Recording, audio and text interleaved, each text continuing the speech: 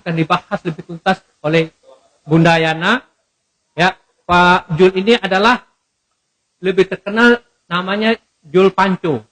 Jadi mengapa Jul Panco? Karena dia berasal dari Rupat daerah Pancur.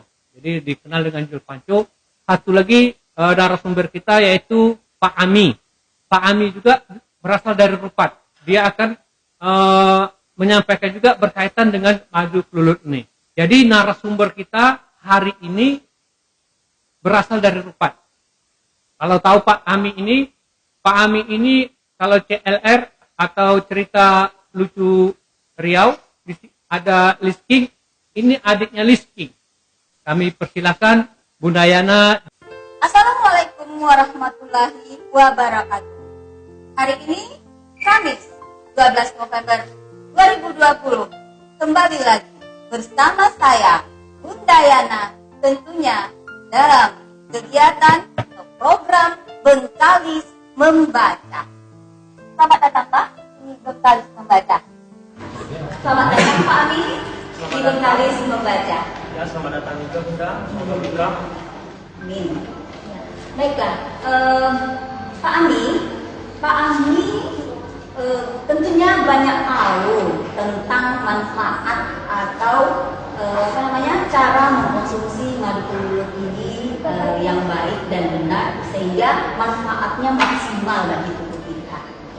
Tentunya tidak luput dari membaca ya Pak Ami ya. Hal-hal tersebut Pak Ami dalami atau Pak Ami ketahui. Ya, memang harus wajib membaca. Iqra, kita diwajib membaca. Namun Ami sendiri membaca tidak bisa dengan mata tapi dengan telinga, karena mata kami kan low vision, tidak bisa melihat jarak jauh. Jadi dengan telinga. Sekarang kan sudah canggih, ada audio. Kemudian bantu juga oleh istri untuk baca buku di Nabawi tentang madu. Wow, luar biasa sobat membaca. Meskipun Pak Ami memiliki kekurangan, namun motivasi, keinginan dia untuk mengetahui atau mencari ilmu tidak pernah surut, bahkan tidak pernah hilang. Dia mencoba bagaimana untuk menuntut ilmu, mencari ilmu. Meskipun dengan keterbatasan, dia berusaha membaca buku melalui istrinya, dan bahkan dia mencari ilmu melalui atau membaca melalui pendengarannya. Jadi nikmat mana lagi yang harus kita dustakan sobat membaca? Meskipun kita memiliki kekurangan, namun Allah sudah memberikan kita kelebihan dalam hal yang lain.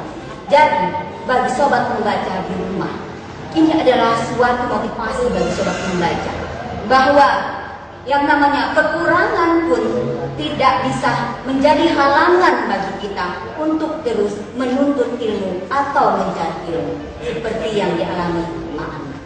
Baiklah, meskipun Pak Ami memiliki kekurangan dalam atau matanya, namun dia memiliki ilmu yang luar biasa tentang madu. Hari ini Pak Ami akan berbagi ilmunya kepada kita semua, tentunya baik pemirsa yang ada di rumah maupun yang berada di sini. Baiklah Pak Ami, kalau seandainya Pak Ami tidak keberatan, mungkin sobat membaca yang ada di rumah ingin tahu lebih dalam, dan mungkin bisa jadi apa yang Pak Ami sampaikan kepada sobat membaca ini akan menjadi inspirasi bagi sobat membaca untuk membaca buku tentang madu.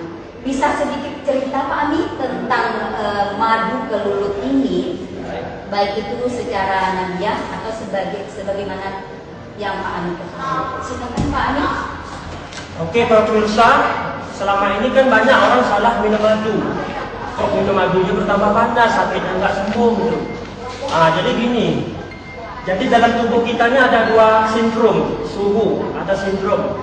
Yang pertama yin, dingin. Kemudian yang kedua yang panas.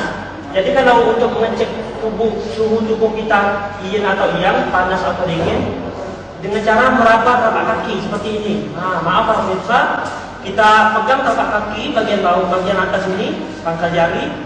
Apabila telapak kaki ini dingin, berarti suhu tubuh kita menggambarkan paru-paru kita dingin. Jadi kalau suhu tubuh kita dingin, lawannya harus panas. Gitu. Jangan salah. Misalkan madu dulu dimasukkan dalam gelas air, kemudian maka sifat madu itu menjadi panas. Kalau suhu tubuh kita dingin, lawankan dengan panas. Tapi apabila suhu tubuh kita panas, kita pegang telapak kaki, bagian pantai jari terasa panas, berarti sindromnya lagi liang nih, lagi panas. Cara minumnya, masukkan air ke dalam gelas dulu, madunya kemudian. Kemudian jangan lupa mengaduknya itu arah tawaf, lawan daripada jarum jam. Nah, kalau kita kan selama ini terbalik. Mungkin kita sering bertanya, kenapa anak kita menjengkelkan, gitu kan? Atau kita punya anak menyebalkan hati, tidak menenangkan hati. Ternyata pola makan kita pengaruh. Gitu. Jadi supaya anak kita menjadi qurrata ayun, menjadi penyenang hati, istri kita menjadi mawadah, menjadi istri yang baik, atau suami kita menjadi orang baik, tidak suami ego, maka minum madunya harus tepat. Salah satunya adalah mengaduk arah tawaf. Ya, begitulah kira-kira keterangannya Bu Yana. Itu cara mengkonsumsi madu sobat membaca. Ya, selama ini mungkin kita ada salah dalam mengkonsumsi atau cara meminum madu tersebut. Dan hari ini kita mendapat ilmu bahwa dalam mengkonsumsi madu itu ada cara dan triknya agar dia bermanfaat dan manfaatnya benar-benar maksimal untuk tubuh kita. Pak Ami, bolehkah Pak Ami bercerita baik pada saya sendiri maupun sobat Bengkalis membaca yang berada di mana saja tentang manfaat madu kelulut ini bagi tubuh? Silakan Pak Ami. Sebenarnya manfaatnya sangat banyak, tapi sebelum Ami cerita tentang manfaat, cerita dulu segi medisnya. Madu ini fungsinya adalah menguatkan imunitas tubuh atau daya tahan tubuh, antivirus lah kalau bahasa komputernya. Apabila antibiotik tubuh kita kuat, daya tahan tubuh kita tinggi, virus apapun masuk, insya Allah tidak bisa. Jadi dalam Al-Quran surat 16 ayat 69 itu An-Nahl ya, surah An-Nahl ayat 69, yakhruju min butuniha syarabun mukhtalifun alwanuh fihi syifa'un linnas. Jadi madu itu dikeluar dari mulut lebah. Lebah di situ luas ya, boleh hembuan atau tawon, boleh juga kelulut seperti ini. Kalau dicari dalam Quran memang kelulut tak ada, tapi kiasnya ada.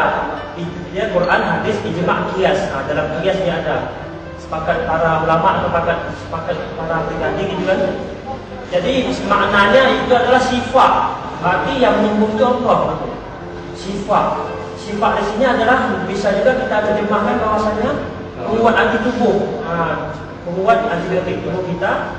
Kalau daya serta plasma darah tubuh kita sudah membuat, insya Allah penyakit apapun tidak bisa masuk, termasuk juga corona, insya Allah. Selain untuk imun tubuh, apalagi Pak Ami? Apakah madu kelulut ini bisa menyembuhkan penyakit atau bagaimana Pak Ami? Tergantung dengan sinergi. Misalkan anggaplah Pak Zul ejakulasi dini misalkan. Ya. Kita pengen orang menjadi kuat, orang yang kuat, panjang dan tahan lama misalkan. Itu sinerginya ada yang lain, gabungnya dengan akar tongkat ali. Itu fungsinya lain.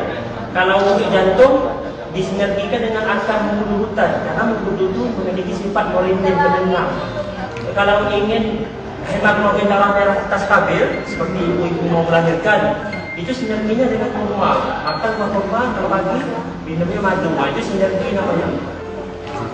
Mohon maaf ya sobat membaca, yang tadi yang dijelaskan Pak Ami itu khusus sobat membaca yang sudah menikah loh ya. Baik, tapi untuk yang belum menikah itu adalah suatu ilmu ketika nanti sudah menikah. Boleh tahu Pak Zul dari mana Bapak memperoleh tentang budidaya madu kelulut ini sendiri? Awal mulanya tuh kita membawa madu lebah biasa. Pas itu dalam sehari-hari ada kawan-kawan cobalah sesekali madu kelulut, karena di sini ada yang udah tahu, ada yang belum tahu. Lepas itu kita berdiskusi juga di Pulau Rupat, di Desa Cinam, macam mana cara budidaya.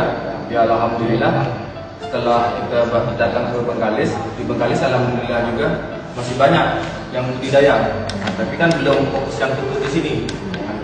Ya alhamdulillah langsung kita cari teman-teman untuk mencari satu pohon. Awal mulanya satu pohon. Satu pohon yang pertama warna hitam, yang besar. Alhamdulillah dari situlah awal mulanya di ID. Lepas itu saya konsultasi lagi dengan Pak Khairul Saleh.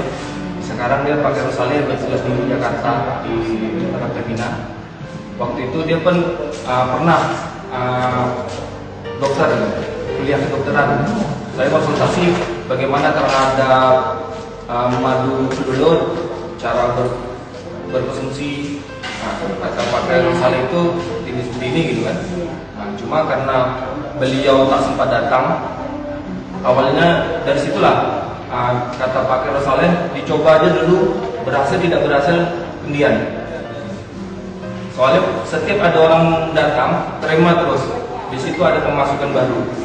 Ya terima kasih juga kemarin kita ketemu kepada Bu Yana dengan Bu yang lain yang ada di sini. Saya mengucapkan terima kasih betul karena kita mengadakan lab seperti ini. Kegiatan ini untuk mengembangkan. Kalau mudah-mudahan insya Allah setiap desa kita ada perkembangan macam ini biar mantap. Ada juga untuk penghasilan ekonomi keluarga maksudnya. Karena salah satu kegiatan kita untuk menjual madu ini sudah termasuk berdonasi Al-Quran dan berbagi, insya Allah. Baiklah, sobat membaca, untuk penggalis membaca hari ini Bunda akhiri dulu. Mudah-mudahan minggu-minggu yang akan datang kita bisa bertemu kembali, tentunya dengan berbagi ilmu yang berbeda dan yang bermanfaat bagi kita semua.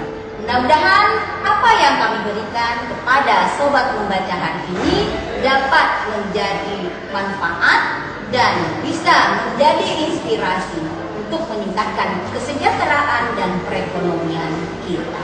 Baiklah sobat membaca, saya Bunda Yana dan Pak Zulpanco serta Pak Ami dan kru Bengkalis Membaca undur diri. Sampai jumpa lagi di kesempatan dan suasana yang berbeda dan tentunya dengan ilmu yang berbeda.